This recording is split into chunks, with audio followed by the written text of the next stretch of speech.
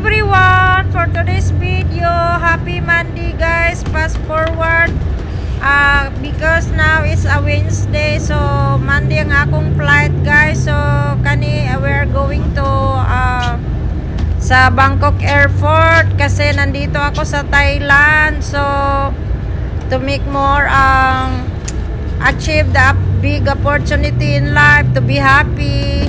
As long as we need to be explore ourselves to meet my friend in Thailand. So ito nagbabas lang kami guys para makamura, kahit mura lang dito sa Thailand, but the same thing we need to spend money. So now this time we arrive in the airport. As you can see, kinukuha na yung mga luggage namin dito sa baba ng bus. So we are waiting the luggage.